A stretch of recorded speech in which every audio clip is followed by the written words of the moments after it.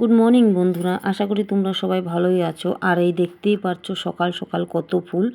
আর এই সব ফুলের গাছগুলা কিন্তু আমাদের বাড়িতে, আর আমাদের বাড়িতে একটা গাছে দু রকম ফুল ফুটে। এই যে দেখতে পাচ্ছ প্লাস্টিকে একটা লাল আর একটা হলদে, জবা ফুল একটা গাছে দু কোয়ালিটির ফুটে। আর এইদিকেও আমাদের গোপাল শুয়েছে এখনও, কারণ সকালবেলা উঠেছে। আর শাশুড়ি মা মিনিমাম 2 ঘন্টা লাগে ফুল তুলতে, এতগুলা ফুল ফুটে। আর বৃষ্টি যেহেতু একবারই হয়েছে এখন পর্যন্ত, আর তার জন্য মোটামুটি ফুলটা ফুটছে। আর এই যে দেখতে পাচ্ছ আমার দিদির ভিতরে প্রচণ্ড কষ্ট, এটা তোমাদেরকে পরে বলবো। আর ওনারা গল্প করছে এরকম নিজেদের কষ্টের কথা। আর তারপরে এই যে গাছের এই যে আমগুলা দেখছো, এগুলো কিন্তু আমাদের গাছের আম, সব পড়ে যাচ্ছে। কেন বলো তো, বৃষ্টি যেহেতু হয়নি। আর আমগুলো কীভাবে নষ্ট হয়ে গেছে দেখতেই পারছো। আর কিছু কিছু আম বড় হয়ে গেছে, আর কিছু কিছু আম ছোট আছে আর পড়ে গেছে। এগুলো আমরা টুকিয়ে নিয়েছিলাম, হয়তো আমরা চাটনি খাই আর বাচ্চারাও খায়। তারপরে বাচ্চারা উঠেছে, সমস্ত কাজকর্ম সকালে হয়ে গেছে। B C D D D E F G H, ভালো করে বলো H I J K L M N O P, হ্যাঁ, কিউ আর বল আর চিল্লা চিল্লা, নেকে দো দাদার বই ছিঁড়ে যাবে, নেকে দো, দাদাকে দিয়ে দাও হ্যাঁ দাদার বই। হুম হুম হুম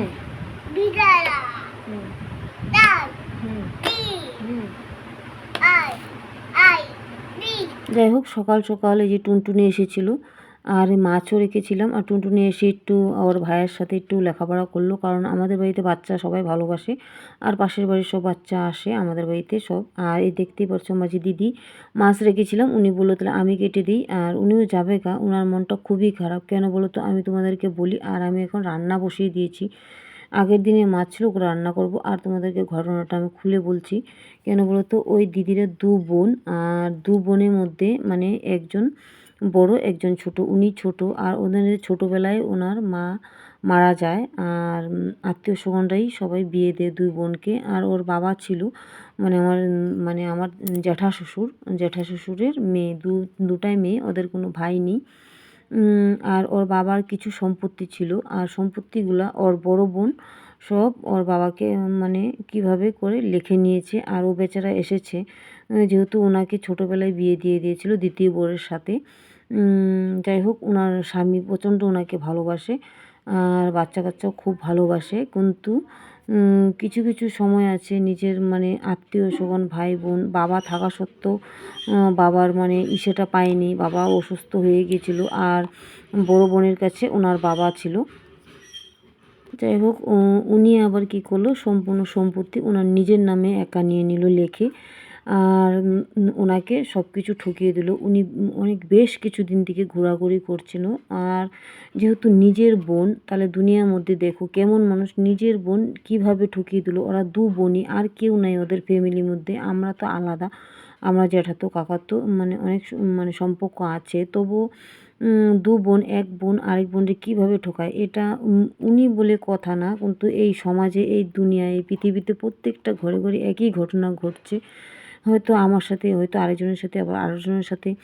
হয়তো যারা বড়লোক কুটিপতি তারাও ঠকাচ্ছে, আর যারা ভিখারি তারাও ঠকাচ্ছে। তাহলে দুনিয়াটা কেমন, এই জিনিসটা তোমরা বলো, কমেন্ট করো আমাকে। আর এই জিনিসটা বেচারাটা এতটাই কষ্ট পেয়েছে, যেহেতু ছোটোর থেকে ওনাকে এক কাপড়ে বিয়ে দিয়ে দেওয়া হয়েছিল। যেহেতু ওর মা বাবা কোনো অবস্থায় সঠিক ছিল না ওই টাইমটার মধ্যে। হয়তো আমি ছিলাম না, আমি এসেছি পরে, কিন্তু ওনার ঘটনাটা সব শুনছি, জানছি, বুঝছি। তখন আমার মনটা খুবই খারাপ লেগেছে, কারণ ওনার কোনো ভাই নেই, বাবা নেই, মা নেই, নিজের একটা বোন। কিভাবে একটা বোন আরেকটা বোনকে এভাবে ঠকাতে পারে? ভাই বোন, তারপরে দাদা দিদি মানে প্রত্যেকটা সম্পর্ক দেখো টাকার জন্য সম্পর্কগুলো কীভাবে নষ্ট হয়ে যাচ্ছে। মানে মানে দুনিয়ার মধ্যে খালি টাকাটাই মানুষের চিন্তা করে, কিন্তু সম্পর্কগুলোকে কেউ চিন্তা করে না। এই জিনিসটা মানে আমার লাইফ দিয়েও বুঝে গেছি, আর প্রত্যেকটা মানুষের লাইফ দিয়েও বুঝতে পারছি আমি আস্তে আস্তে। জিনিসটা প্রত্যেকটা মানুষের জীবনে হয়তো কম বেশি হয় এই জিনিসটা, হবেই। কিন্তু এইভাবে ওনাকে কীভাবে ঠকালো এই জিনিসটা আমরা মানে ধারণাও করতে পারিনি, কিভাবে একটা বোন আরেকটা বোনকে এইভাবে ঠকিয়ে দিবে। কারণ যেহেতু আর ওদের কেউ নেই, খালি দু বোনই, তবুও কেন ওই বোনকে এভাবে ঠকালো। আর যেহেতু বেচারা একদম ঠান্ডা মানুষ, কি বলবো আর এসব কথা। আর দুনিয়াটা তাহলে কীভাবে মানে টাকার জন্য সম্পর্কগুলো কীভাবে বিক্রি হয়ে গেছে টাকার জন্য। দেখো ভাই বোন মা বাবা কেউর সাথে কেউ রিলেশন নাই, যার টাকা বেঁচে আসে সে টাকার পিছনেই ছুটছে, কিন্তু তার মানে রিলেশনগুলোকে সে ত্যাগ দিচ্ছে। আমি প্রত্যেকটা জিনিসটা পদে পদে মানে কীভাবে মানুষে শেষ হয়ে যাচ্ছে, আর কি বলবো এই দুনিয়াটা কেমন হয়ে গেছে বুঝতেই পারছি না।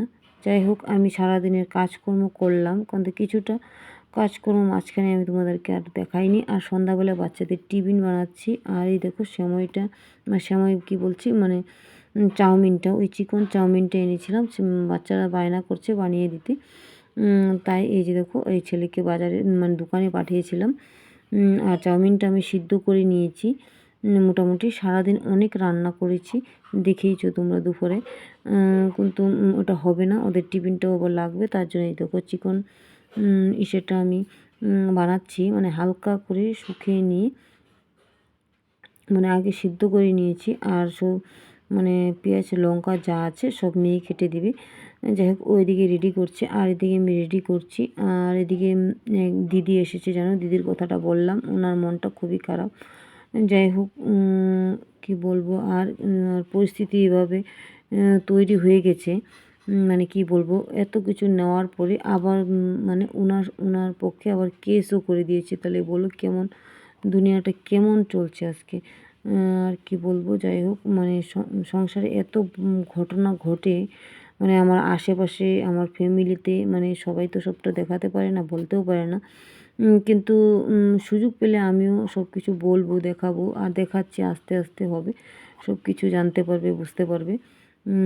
যারা আমার সাথে থাকবে, পাশে থাকবে, তারা তো সবসময় দেখতে পারবে আমার ফ্যামিলিতে কী হয় না হয়, কী হয়েছে না হয়েছে, সব তোমাদেরকেই বলবো আস্তে আস্তে। যাই হোক, আর এই দেখো মেয়ে কিন্তু পেঁয়াজ লঙ্কা সব কেটে দিচ্ছে, কারণ মানে এতটাই হুলস্থুলস্থে গেল সারাদিনে। আর যেহেতু জানোই তোমরা অনেকেই আমি সারাদিন রান্না করেই থাকি বেশিরভাগ। আর আমার বাচ্চাদের বায়নাটা একটু মানে বাইরের জিনিসটা বেশি খেতে পছন্দ করে, তাই বাইরের জিনিসটা আমি আনি না, নিজেই বানানোর চেষ্টা করি, আর নিজেই বেশিরভাগ বানিয়ে দিই আমি। আর মোটামুটি ওগুলো সব রেডি হয়ে গেছে। আর এই দেখো আমি কিন্তু এই যে পেঁয়াজ লঙ্কাটা আগে ডাইরেক্ট দিয়ে দিচ্ছি, দিয়ে আগে ভাজা ভাজা করে নেব সুন্দর করে। ভাজা ভাজা করে নিয়ে তারপরে কিন্তু আমি লাল লাল করে নেব একটু, কারণ পেঁয়াজ লঙ্কাটা দিয়ে লবণ দিয়ে হলুদ দিয়ে তারপরে আমি ভেজে নিয়ে তারপরে কিন্তু আমি ওই যে লবণ দিয়ে দিলাম, দেখতেই পাচ্ছ, দিয়ে একদম ভাজা ভাজা করে নেব। আর সারাদিন এত কাজে ক্লান্ত হয়ে যায়, তারপর আর কিছুই ভালো লাগে না, কিন্তু ওই যে বাচ্চাদের বায়না আমাকে করতেই হবে। আর আমার বাড়িতে জানোই এক এক মানুষের এক এক কোয়ালিটির খাবার খায়। আর এই ভিডিওটা আমার 2 দিন আগের, আর এডিট করতে পারছি না, কারণ বাড়িতে এতটাই ঝামেলা চলছিল, মানে আর কি বলবো। আর আমার বাড়িতে মানে তুমি একটু মানে শান্তিমতো কোনো কাজ করতে পারবে না, এটাই হলো বড় সমস্যা।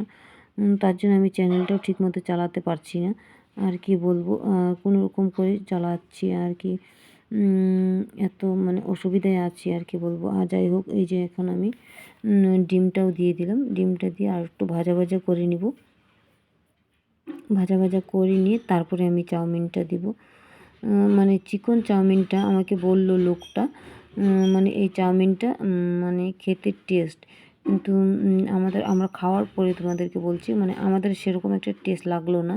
যাই হোক সব কিছু দিই মানে বানিয়েছি, কারণ আমি সবজিটা একটু ছিল না ওই চাউমিন দেওয়ার, হয়তো বাঁধাকপি গাজর এগুলো ঘরে ছিল না, তার জন্য আমি সবজিটা দিইনি, এমনি খালি ডিম দিয়েছি, 2টা ডিম দিয়ে 2টা 3টা ডিম দিয়ে দিয়েছি।